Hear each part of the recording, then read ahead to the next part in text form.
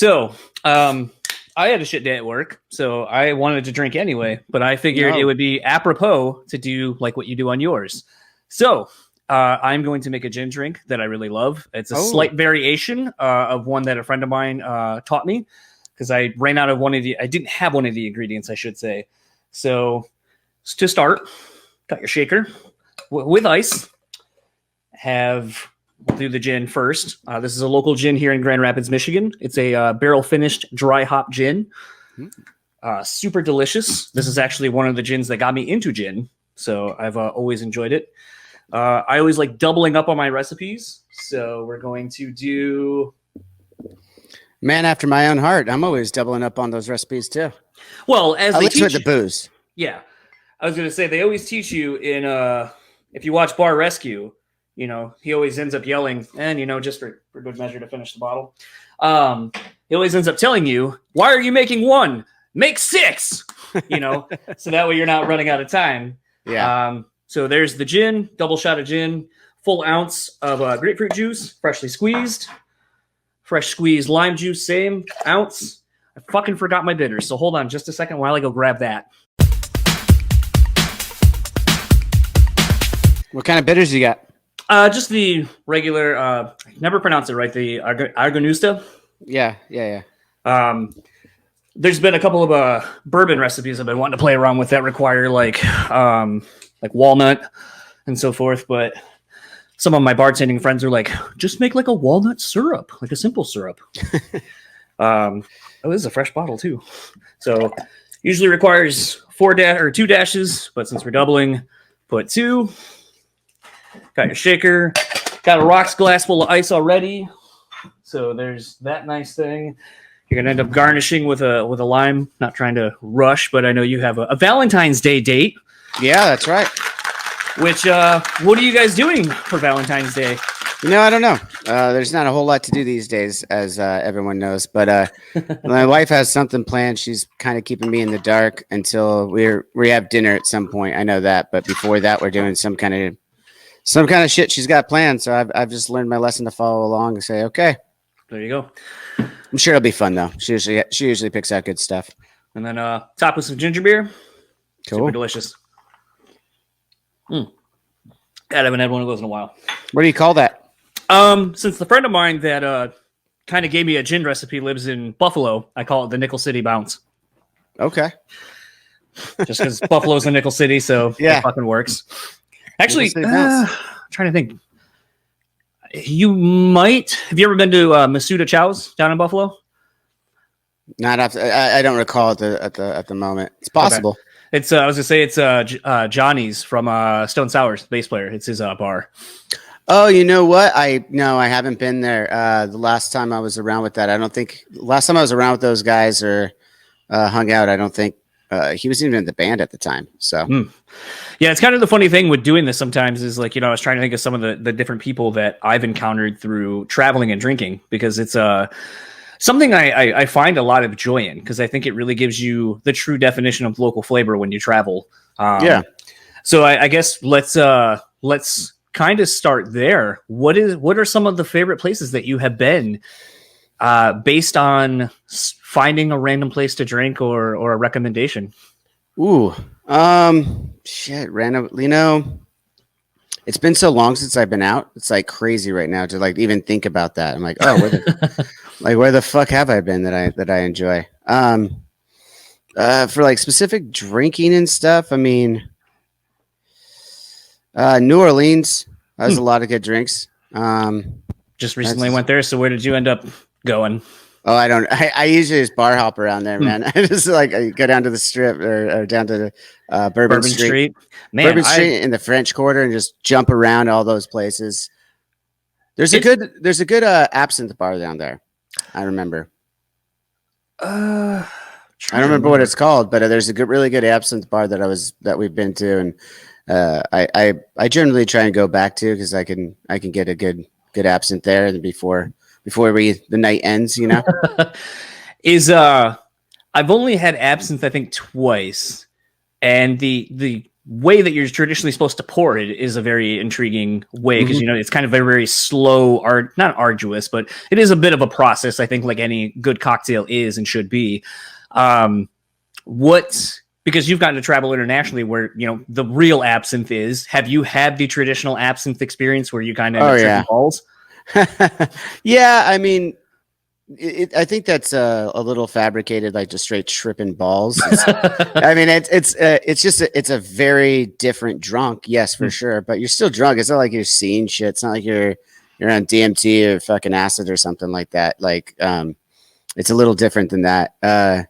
But yeah, it takes you to a different spot in your head for sure. But it's not like, I guess it's not tripping in the traditional sense of visuals, but I mean, your mind is definitely a little bit more hyped and stuff. But yeah, I've done all that. They bring out the specific water pourers with the spouts, and you put the sugar cube on the top of the spoon and let the water just drip through that until the sugar is completely dissolved, and then you consume the drink. And it's some really great ones out there, man.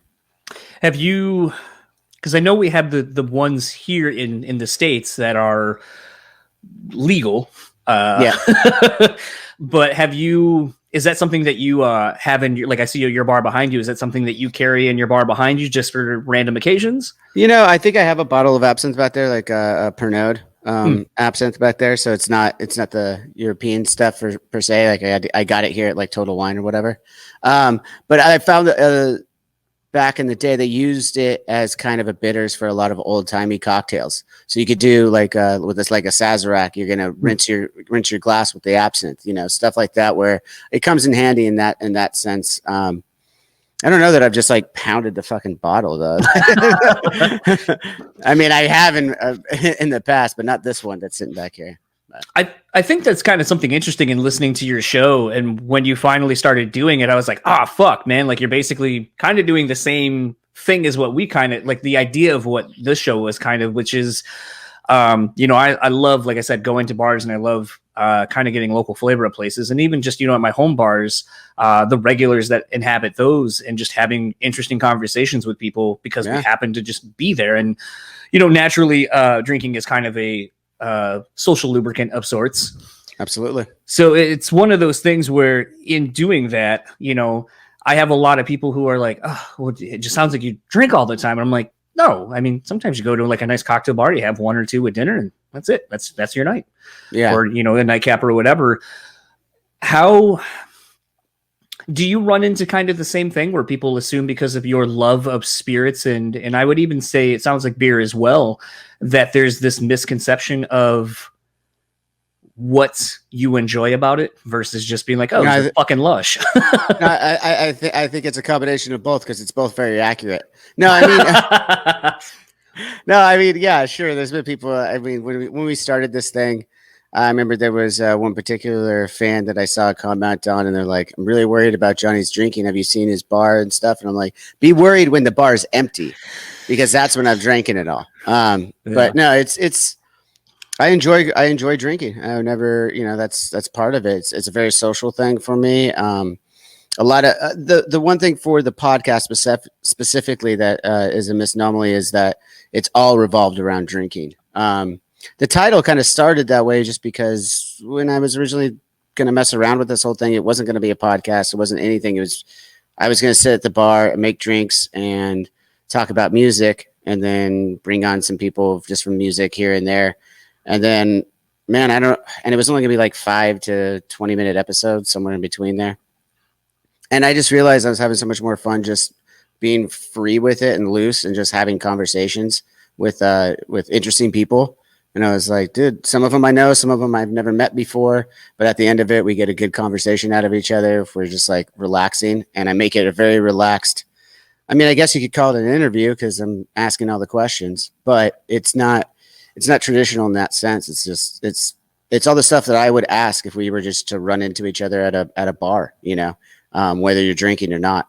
And at this point, man, most episodes I'm not even drinking anymore, which is kind of a shame. But no, but it's good because it's becoming more of its own thing where we're getting into some depthy conversations, and just generally shooting the shit and just giving the listener a little insight into some of these people's lives and how they would just normally converse rather than the same old monotonous fucking questions that they've answered so many times and going over it. And it's like, I can only answer that question so many ways until I get over it, So right.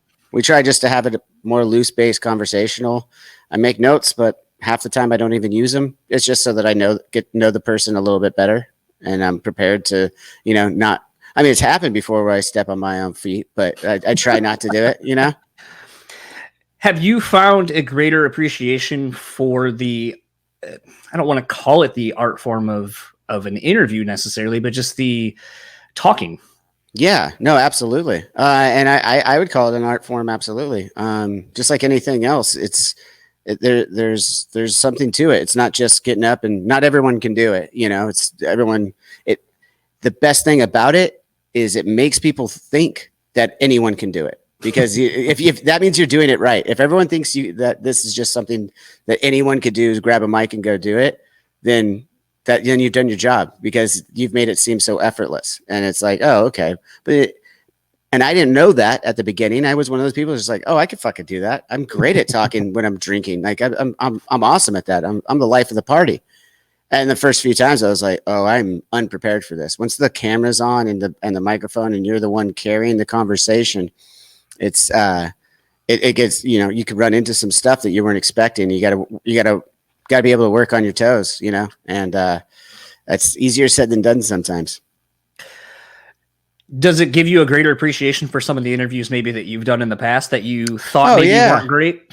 Fuck yeah, I feel terrible for some of those. I have rolled out of bed sometimes and just like had some poor guy just asking me, just doing his job, and I'm just like not having it. And, I'm more concise answers, that kind of things. I'm always a pretty personable guy, which is why I enjoy doing this. But everyone has their bad days, and I feel bad for those interviewers on those bad days. I hope they don't hold it against me. But yeah, absolutely. There's appreciating that and being able to get my points across of what I want to say, but super relaxed about it and not, worried about how the questions are going to go down or anything. Just enjoying to meet people like this one right here. Dewey hit me up, was like, oh, just on this BREWtally Speaking. Sorry. I don't know why I pronounced it that hard. Everyone does it that way. BREWtality. I don't know why it sounds like it would be brutality. I always made the joke that I have a tally of Brutals or something, or Brutals. Yeah, but BREWtally Speaking, he's like, yeah, I was on there, and with Dave Shapiro was on here with him too, right? Not with him. He was the next week after. Oh, okay, cool. Yeah, so he said it was a good time. I was like, and it's a similar show to what I'm doing, so let's do it. Yeah, it's one of those that, like, at times, like I look at Dewey's show, and for a lot of times it's like, it's kind of what I want it to be, is more loose, but on the same time, like, I've definitely interviewed people and you try to have that conversation or that instant connection with someone and they're just not having it, and you're like, all right, well, go fuck me, I guess. Like, that's why you got to make the notes there. Well, you got to make the notes, because sometimes that's what they're there for me is having a background to some of these people I've never met before. As well as, like, if I run into that, they just like stop talking for a second, I have something to fall back on, and maybe, that's but generally it though. But I feel like, I don't know, if you're meeting someone for the first time and you're like, I guess if you consider it kind of like a date, if you knew a little bit more about the person before you're going into it, the date might go a little smoother, Was there someone that you and I know you do years and seasons, which I'm kind of jealous of, but has there been someone that you've wanted to get on the show and they're like, I don't drink, so no, I'm going to pass? Oh yeah. We've had several of those. And then, it's always like, oh, okay, I understand. But just so you know, we don't always drink, it's just, we could do dry episodes. We could do any kind of episode, really. I mean, the origin of this becoming a podcast, I drew out like this whole like TV show-esque, outline to what the show is going to be, and right there it is. It's conversations with interesting people, and we're just, it's relaxed. It's whatever that guest wants it to be. If the guest has an idea that's coming on and they're like, hey, I want to do this and that, and I'm like, cool, we got the equipment, let's make it happen. Like let's make, while you're on the show, it's your show too. This is not, just me. And we had that in like Darby Allin coming on, where he doesn't drink and he's like, yeah, I want to come on, but I want to do this, this, and this. And I was like, cool, whatever you want to do, just don't fuck up my house, because he's kind of crazy. But yeah. Yeah, I enjoyed that. And it seems like that was kind of the fun thing about the visual aspect of your show is it works in an audio medium, but if you take the time, because you're creating the extra content as well for people to be able to see more of you and how you are and your mannerisms, I think it has created an interesting show where it can be a few different things. And that Darby Allin episode was really interesting because like it almost felt a bit like Jackass. You're fucking abusing his brother, tasing him and all that kind of shit. It was very Jackass like, yeah. And it was one of those things where I was like, oh, I kind of like this. Like, not every show is going to be this, but I like the fact that you were willing to not pigeonhole it into like, well, this is what the show is, and kind of rolling with it. And I think that kind of speaks a little bit to the nature sort of unfortunately drinking shows, where that's kind of what we want, is we just want something that's kind of more free flowing. I was wondering, because of the more visual aspect, and I know this hinges a lot on touring being a thing again, but I've been rewatching the Fuck That's Delicious, the Action Bronson show, and been thinking you should have a show very similar, but it's you going to bars, almost like what was that Dave Attell show on Comedy Central way back in the day? I remember Late night or something like that. So, yeah, it was some bullshit. It was some night out, fucking after hours, some shit like that. It was one. Yeah. I remember what you're talking about, though. Yeah, I mean, there was also a show called Three Sheets years ago, where the guy I can't remember his name right now, but he was awesome. He'd go out there and travel the world and try these new spirits and stuff like that. I mean, like one of my favorite episodes is he went into Croatia and had some I forget the type of liquor it was now, but then because I've been around the world, most of the world anyway, quite a bit, and you get into these different countries. You try like grappa for the first time. You get into, you talk to the local guys, and you're like, what should I try when I'm here? Like what's something that I should be into. And you just kind of do that as you're having days off, really concentrate on the show when it's that day. But there's a lot of travel in between those shows, and you go out and you try to find a really cool restaurant that's local. We started doing that anyway before I even did the show. So yeah, I mean, if things get back, when things get back to normal and we're out on the road again, yeah, I plan on at least at the same capacity the way I'm doing it now, but there'll be locations each episode would be based around. Perhaps there's a guest, maybe it's just like you go to a brewery or a winery somewhere and get a tour, and that's the episode where I'm just sitting there talking the ear off the guy, Yeah, so I mean, we've kicked around that idea a lot when we get out on the road. It's a matter of what we're going to actually be able to accomplish, and because then I'm still going to be able to, when I'm out on the road, I'll be crossing paths with a lot of other people, so I can get them on the show the same way I'm having them now, maybe in the bus, the hotel room, the backstage, something along those lines, whatever the capacity may be. But we're definitely going to keep doing this thing. That's the other thing. Like, it kind of sucks that I had to swerve onto this virtual thing during, woe is me, right? Everyone's got problems this year. But, yeah, so it kind of shifted everything a little bit, but I think kind of helped me learn a little bit more about this, more about the conversation, not the gimmicks and stuff. The gimmicks will still be there and they'll come naturally and they'll be fun and they'll be few and far between, but I'm playing this for the long game. I'm just enjoying this so much. It's not something for me where I'm like, I'm going to make this a business acuate or anything like this. It's a fun project for me to do with some of my closest friends back here, and we're enjoying it. I'm meeting people that I'm huge fans of and getting to know them. And I mean, that's enough right there. It's funny you say that, you're obviously the passion is there and then why you want to do it. And that's very obvious, but it is one of those things where I feel like because of what your normal day job is, provides you another ancillary lane with this that can become actually a side business of sorts. Yeah. I mean, if we understand as a group, that'll be good. I mean, at this point, I'm just I just want to make sure my buddies are taken care of, that are helping me do this. If we do more than that, great. If it comes in, I'm certainly, I'm not opposed to money, but it's not what I'm doing it for, obviously. Right. I'm doing it for a community. Honestly, without the podcast, I'm so lucky I started it before the pandemic, because without it, I wouldn't have done a bunch of these live things. There's been a lot of downtime creatively for me. Still working on the band, of course, but that's one aspect of my life. There's so much more that I could bring in, and it doesn't always fit into the Avenged Sevenfold box. So right.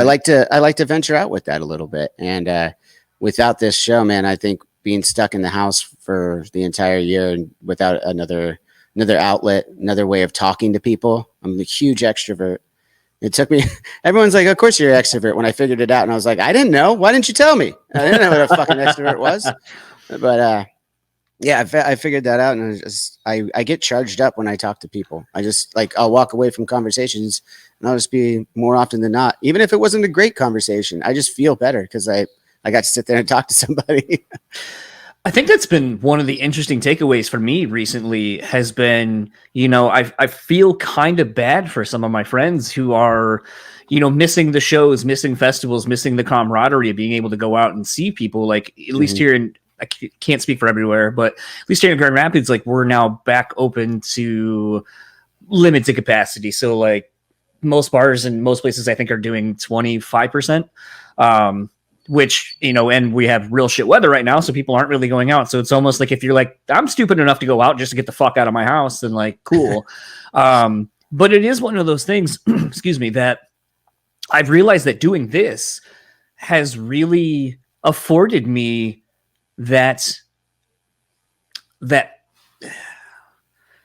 it sounds so pretentious when you say that gift, but the gift of being able to communicate with people, where a lot of people are stuck in their house, and if they don't live with someone, like, they're just completely shit out of luck. And social media, I think you're realizing that you might have a collection of friends, but they're really not. And I think it's really been mentally good for me, and I know a few of my other podcasting friends, that we get to do this.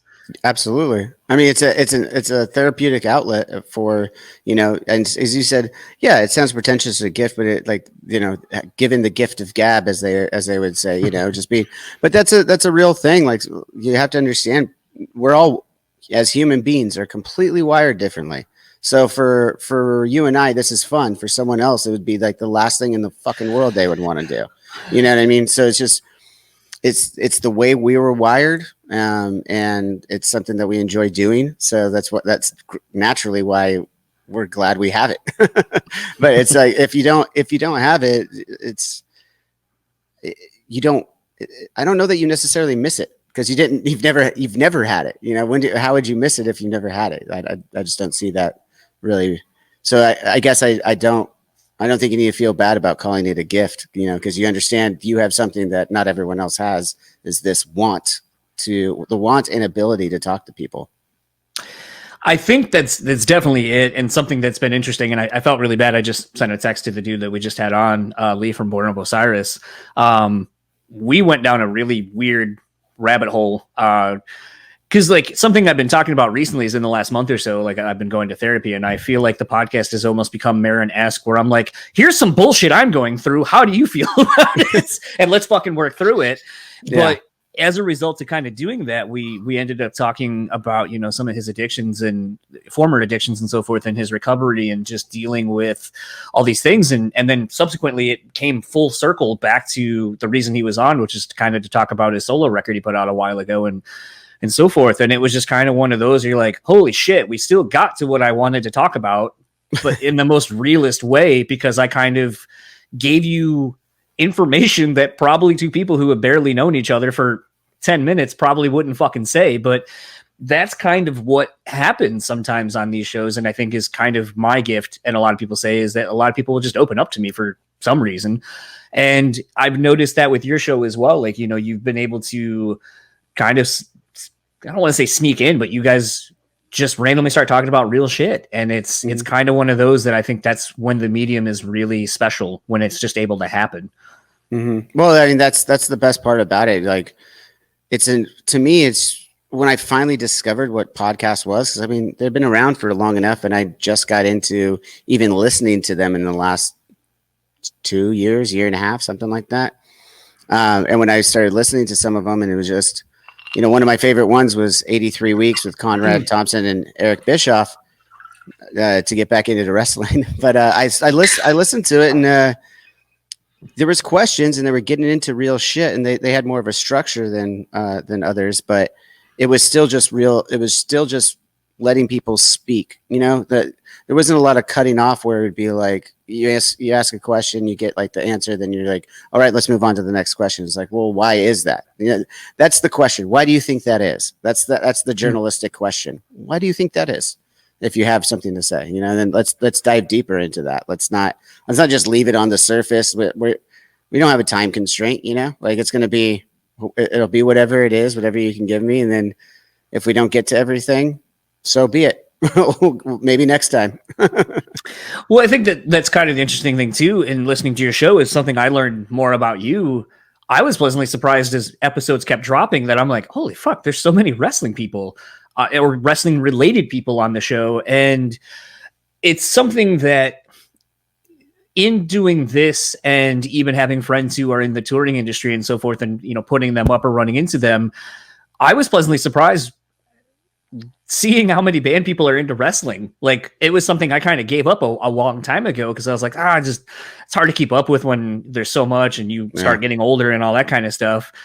And then getting back into it due to band people and seeing this large community of people, between Andy, who now is in AEW, but like Andy from Eats It, and, all these other people who are super into it, or even like Brody King, who's like friends with Colin from Twitching Tongues, and like all these cross promotional type things. And it's been really cool to see like your platform, basically, I think, bringing what AEW is doing, which feels to me very like the small DIY underground music scene that I grew up in the late 90s, early 2000s. And it feels like that, but for wrestling. And I think roughly we're the same age. And so I feel like it has that cool factor of like when we probably were getting into ECW, and like when WCW and WWF at the time were doing the Monday Night Wars, and there just was so much stuff and so much diversity. And I think it's been really cool to kind of see what you've done with it, having Brandy Rhodes, that is, and kind of getting a female's perspective on the industry and kind of talking more about different things. And obviously your ties to Jericho and so forth, but you guys correlating it between being in music and in wrestling, and how he finds, the traverses both worlds and so forth. And I think it's been really enjoyable, and it kind of does make me wonder, and I think you've spoken to it a little bit, but do you feel you've gotten more into it since having your kid? Since having my kid, yeah, for sure. But it started, nah. Yeah, I think it started around the same time. No, because it was a couple years. It definitely helps that my kid is around, and that's what you do with your son. He's 4 now. You wrestle around. You it's just what boys do, right? Like we pretend that we're the wrestling guys. I've got belts lying around and stuff that we play with, and like but he loves the theatrics about it too, which I'm really proud of. Is we get to interview each other before and tell what we're gonna do to each other in the ring, and then we like have entrance music to the ring and the whole thing. Because to me, what I love about wrestling so much, and I'm so glad I was able to get back into it, because like you, I wasn't watching for a long time. I tuned back in here and there. But I was just thinking about this last night. I'm so glad you brought it up. When I'm watching wrestling, I'm like, man, it's a little bit of everything. There is like the arc of what they've done. It's live action, but it's choreographed. It's acting, but it's not. It's this, but it's that. It's everything in between. And if you look at it as a historical arc of just professional wrestling itself, not the storyline, not necessarily all the storylines inside, they've always evolved. So if you look at just professional wrestling from the beginning and what it meant, these ex-athletes just trying to scrape by, trying to figure out how to act at the same time, trying to find a new career, and what they did to struggle, the struggles that they went through to create this brand new genre to what it's become over the time. Like, and it's just been running nonstop since the very beginning as a weekly show. It's like the most perfect TV show you could ever imagine. You know what I mean? Because it's nonstop. It's never going to end.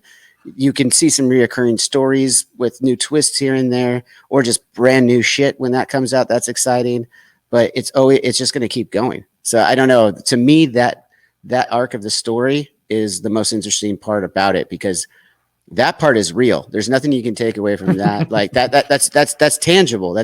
I can see where that came from, where it and it's just going. And then along the way, you stay entertained with fun shit that's happening, and where are they going with this? I wonder what's going to happen next week and everything like that. Kind of soap opera-esque in a way.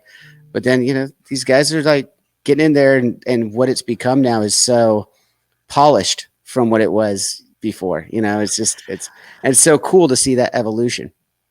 I think what's funny to me is like, I look back on it sometimes and I go, when I was a kid, I'd be like, oh, boo this guy. Now I'm like, oh, the fucking writers. They saddled this motherfucker with a shit gimmick. It got it over. Yeah. And now they're just tanking it for no fucking reason. Like, I get mad at the writing versus anything else. Well, that's one of the aspects that makes it fun too. You can do that and have fun watching it by being over analytical about it. You can look at it and just like, oh, well, or overly critical, rather, I should say. But that's fun. That gives you that interaction, because then you're thinking about that, and then if you get really geeky into it and you can name those lead bookers and lead writers, and you're like, oh, fucking, what's his name? Got to get that guy out of here and put him to the other organization or whatever, and then you're like fantasy booking in your head all the time. Oh, this is how I would have done it. Like, you fucking know, like you've been in the industry forever or something. It's always fun. Well, I mean, that's like going back to WrestleMania a couple of years ago with Kofi winning the belt. And I was like, oh, like, we're 3 years removed from the Daniel Bryan storyline and we're already rehashing it. Like, what the fuck? Like, it happens, man. You just roll with it. And sometimes the guys get into it and they're going back to the same story, the same thing that works. Well, so this isn't working, so let's try this again. And that's fine, because then it recycles a little bit. And if you have stepped away for a little while, you see it again and you're like, it's nostalgic that way. And you're like, oh yeah, I know when I can't wait for that guy to turn heel. That motherfucker's turning heel. I could see it already. And then he doesn't, or something else happens. You're like, oh, this is awesome. So there's a swerve. Yeah, there's always something going on with it. That's what I mean by it. I stopped watching it and I don't really know why anymore now, because now I've been watching it again and I'm just like, man, this is just entertaining. If you just take it for what it is and have fun with it, it's just pure entertainment. So what's funny is my wife and I went to go visit some friends in Portland, Oregon, and we ended up going to a couple of the strip clubs out there, and it was a thing where that was one of my first jobs. Whoa. You went to the strip club with your wife? Mm-hmm. Awesome. Good man. Keep going. Yeah. You ever been to Magic City? I have. Oh man, that's where my wife and go every time we go to Atlanta. Awesome. Yeah. Actually, we went to Claremont for the first time because everyone was talking about it. So we finally went there. You gotta go to Claremont. The Claremont Lounge is awesome. We went on the worst night because it was Monday before we were leaving. So it was the night that everyone goes to Magic City for new music night, basically. Mm-hmm. So we went and there were a rotation of 3 girls and the bartender, and that was it. And I think we said we were going to go for one drink and then leave. I think collectively we spent probably $600. Oh, that's what'll happen there, because you realize yeah. For me, strip clubs are fun. They're just good fashion fun. So it's just something. It's like going to another bar with a different thing. I'm like, I don't sit at pervert row and just fucking stare. Well, there was no option. You had to sit at the bar and throw your ones in the panties. Oh yeah, well, which is awesome. Well, Claremont's awesome because I went one of the nights I went with it. It's their claim to fame is having the oldest stripper in America. We might have seen her. Yeah, we call her Lady Sandals. That's what they're known for. Is having the oldest. And she was there, and it's just a little dingy place off the fucking beaten path, and I'm just like, all right, let's grab some paps and get after it. So I gotta ask you, do you think the building above is a hotel, or can you take some of the girls upstairs? I don't know, but I couldn't figure it out, honestly. I mean, that might be where they all live, though. That may be the staff. I really don't know. I don't know where I don't see them out and about very often. So I don't know, man. I don't know. It's a mystery. We'll have to go back and ask the proprietor.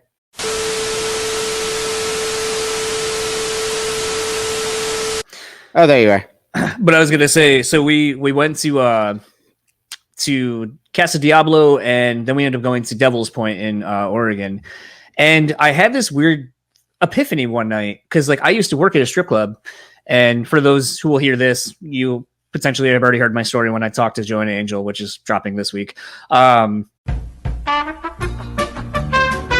right. Well, I don't know how much of that you heard. Not much. I heard. I realized. Okay. So basically, I realized that strip clubs are like wrestling. If you go into it ready to have fun and you're with people who want to have fun, it's going to be fun. But if you go into it and your disbelief in it is not suspended and you think it's all real, oh man, you are in for not a good time. Or you could be a child, but I guess that doesn't work for the strip club. Yeah. Well, I mean, I don't know. Honestly, though, maybe it does. No, I mean, I think that's right, but I would take it one step further and say I think that's just life in general, right?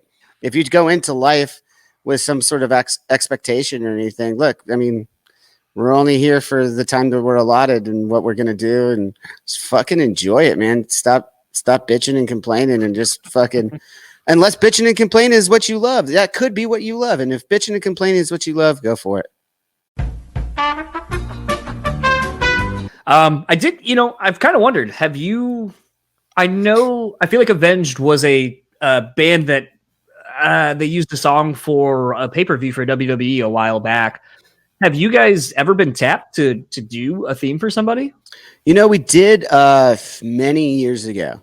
It was actually going to be for Ken Kennedy.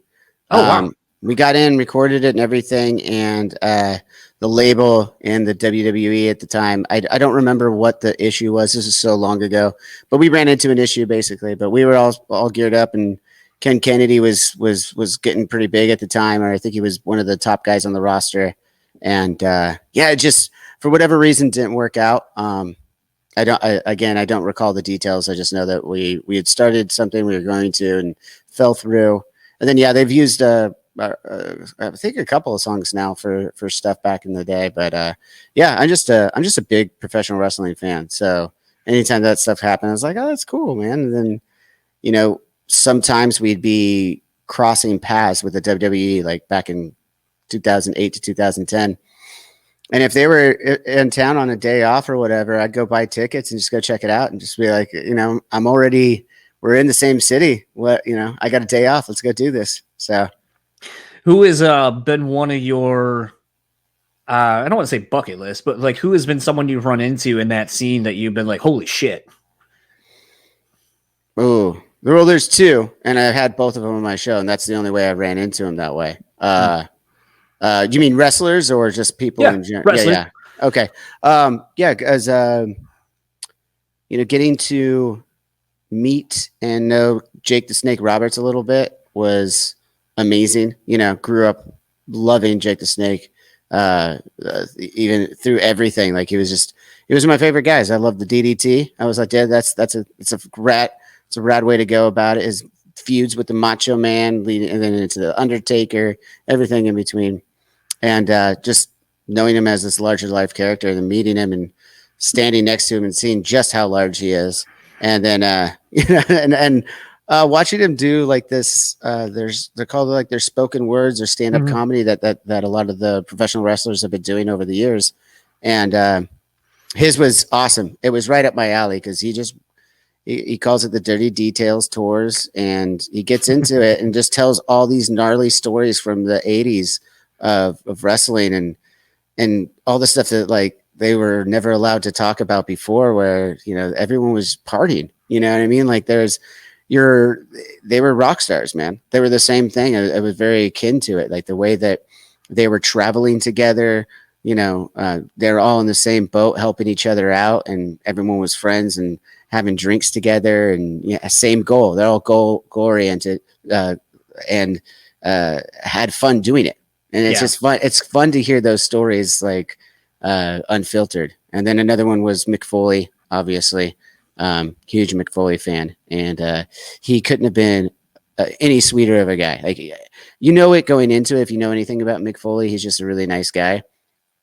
But he came from a very different path than Jake. Jake had the dirty details, and Mick was just like, I'm just a fun-loving guy, family guy. I was already weird enough. I didn't need the drugs to get weirder. So that's like I'm pulling up the photo just because it's funny, but also sets like Atlanta is one of my favorite cities that I've traveled to. I go.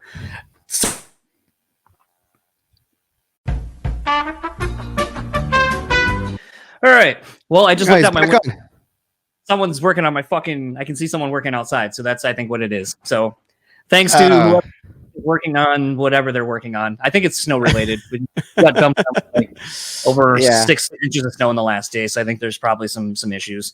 But I was going to say, so Atlanta is one of my favorite places, depending on if my audio picked that up or not for you. And I always go to the Elmer, which if you've ever been there, it's over in Little 5 Points. Brent Hines loves going there apparently. But we went randomly to a Falcons game. Is that the Nate? That is the Nate. Oh my, you lucky son of a gun. We were late getting to the game, and a fucking Tattletales van came and picked us up from our hotel. This sketchy dude, because we couldn't get an Uber, and this guy was tweaking as fuck. And he's like, y'all going to the game? We're like, yeah. And he goes, got cash? And we're like, we do. And he goes, $20, take you to the game. Well, I'm like, all right. So we get in, it's my wife and our friend, and I get in and I'm sitting next to him, shotgun, in this like Tattletales wrapped van, which for those that don't know, Tattletales is a very famous strip club in Atlanta as well. So there's just like women in bikinis on this van we're taking.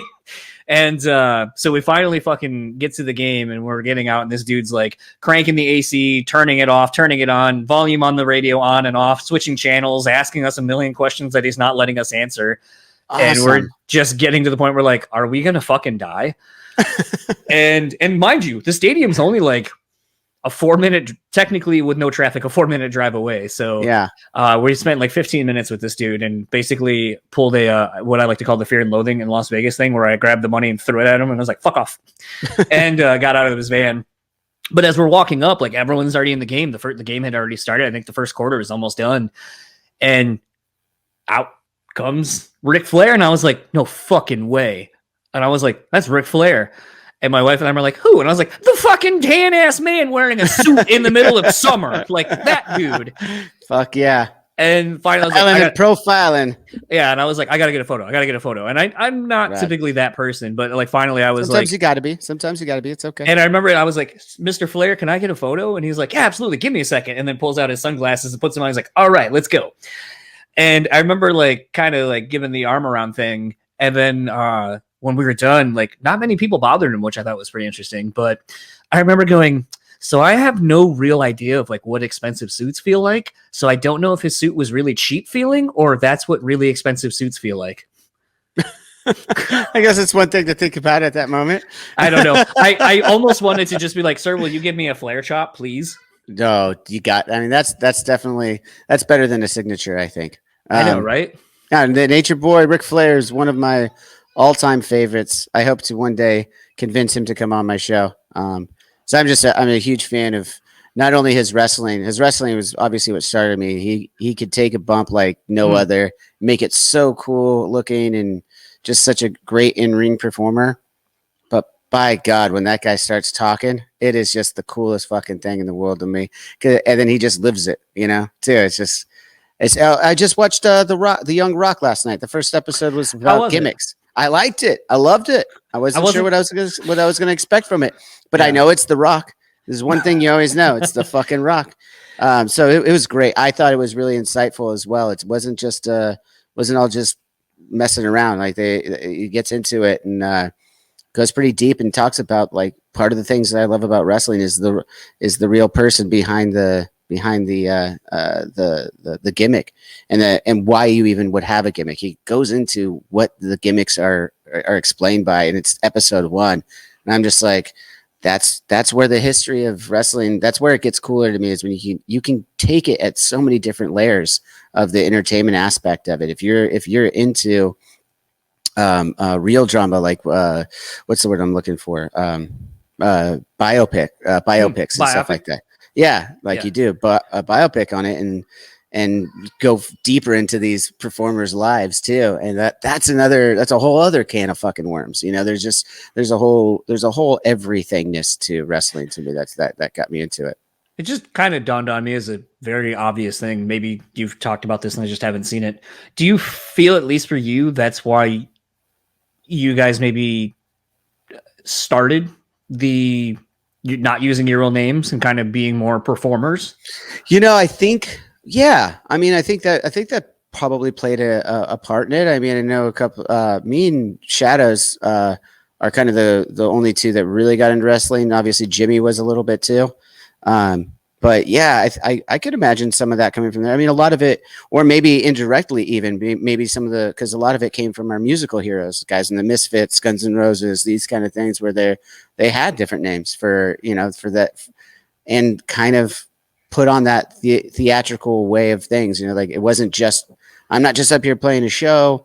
Let's give you more than just that. Like, that's great. Like it is about the music, but how can we paint this picture even more grandiose and give you even more entertainment? Like what can we do next to keep that going? And a lot of our heroes in the music industry did that. So I mean, inadvertently probably, and sure, it was take influences from everything in life, right?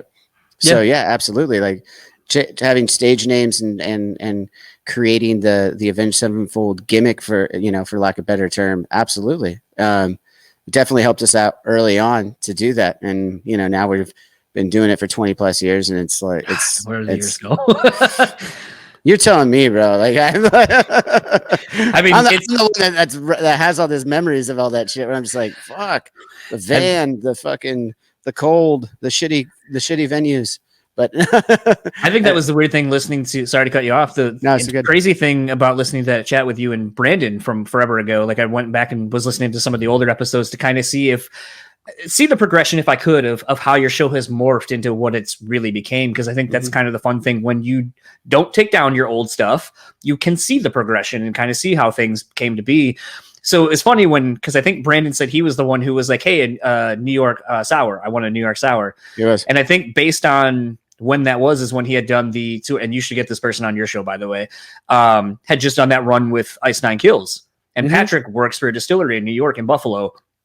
And the night that I went and saw them, because I'm friends with Porter, the drink of the day, because he would make a drink every single day, a different drink for the tour.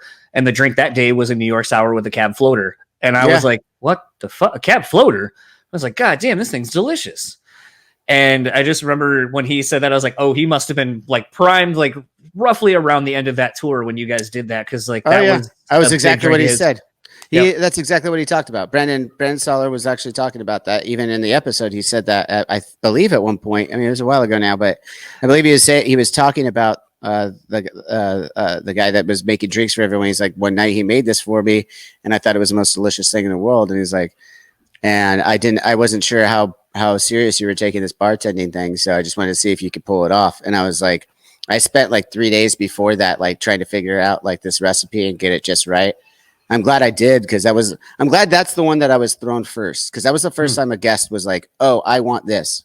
And since then, I've been able to do that a little bit more easily, because that one was so difficult and outside of my wheelhouse of making drinks. I was like, okay, cool. And then once I figured that one, it gained of confidence. It is an evolution. You can go back to that stuff. And even the way I'm talking to people was like so different. Yeah. And it's like, I mean, maybe it's not as different to other people, but to me, it's like night and day when I listen back to some stuff. I'm like, oh shit, like I really didn't know what I was doing then. Like now I still don't know what I'm doing, but it's not as bad. It's not as bad as it was. It's interesting to go back through, but I think something I've talked about, even with Dewey, actually, where I was like, it's like finding a band. Like, no offense, I'm not the biggest fan of the sounding of the seventh trumpet, and I know a lot of like core old school fans are like, that's the best record they ever put out, and I'm like, it's totally fine, man. Totally fine, man. I wasn't on that record, so we're good. I was gonna say, but for me, it was a thing where it just didn't sound good. By the time the next one came out, I was like, all right, this sounds better. You can understand what they were trying to do. And I think that's kind of the thing that I like about podcasts and keeping all of them is, like I said, it's a sonic evolution. And I think to appreciate where you are, you have to understand where you came from. Absolutely. I mean, that's everything. That's everything in life. Like you have to be willing to roll with the punches and find, and don't pigeonhole yourself. Like if you're trying to be creative, the last thing in the world you want to do is pigeonhole yourself. That is a massive bottle. What are you pouring? I am pouring Avion 44. Nice. So again, back to my Atlanta trip, we went to this. My wife found a speakeasy, which we did not know that's what it was. It's called Red Door or something like that. Okay. And literally, I've been wanting this because I'm a huge Avion fan for tequila, and it lights there up. There it was. Ooh. And so they had some, and I was like, oh, fuck it, one in Rome. Yeah. So, and it's also a cigar bar, which was pretty cool. But Ludacris sat across from us. Nice. And I remember being like, having to tell her, was like, don't fucking look, that's Ludacris. Like, don't do that thing where everyone's gonna be like, no. And I'll always remember that night too, because that was the day that we made the comment because someone had texted me that Chadwick Boseman had just passed away. The news had been confirmed. And then I think he maybe heard us talking about it, because then like a couple minutes later, maybe not, I don't know. It's very presumptuous of me. Sent a tweet out on, or not a tweet, a Instagram thing. But I remember because Hustle and Flow is one of my favorite movies, and I was like texting a buddy of mine. I was like, "So if I go to the bathroom and Luda's in the bathroom, do I tell him he's got to suck my thang?" The fucking TV edit of that movie. Yeah. Oh, I love TV edits. Oh my god, they're the best. You ever suck some feet for coke? Yeah, so good. So good. There's an art form right there too. That's an art form to me, to get it just right, just so that it's just ridiculous enough that we get to enjoy it still. Do you see what happens when you take a stranger to the Alps? Love that one. You see what happens when you find a stranger in the Alps? That's what happens. You see what happens, Larry? Love that one. It's a good one. I know you got to go, so that's why I'm pouring the shot. So cheers, man. Thanks for coming on the show. And if you're ever around this area here in Grand Rapids, Michigan, there's a ton of places you should check out locally. I'm sure you've been to Founders a million times, but we got some great distilleries and so forth that have popped up, I think, since the last time you've been here. Sounds great, man. I'm always down. Thank you very much, and enjoy your Valentine's Day. I love that. That was a real shot right there. All right, man. Fucking thanks again, man. Cheers. Yeah. See ya. Fucking sucked. Oh, that fucking sucked. Shao Kahn, what'd you think? That was pathetic. Yeah. Coach, what'd you think? Fucking embarrassing! Okay. I mean, I knew it was gonna fucking suck, but I think those guys were a little rude. Austin Powers? How about new? Okay, I thought we were gonna get the Austin Powers vote. We did not. John, use that for your podcast. It fucking sucks, but you knew what you were getting into. It's your own fault. It will result in less listens. You're gonna see a decline in listeners if you start the show with that. You're gonna see 30 seconds in, the number will plummet. And I will be there at the bottom of the plummet saying, I fucking told you, don't use this fucking riff. It sucks. But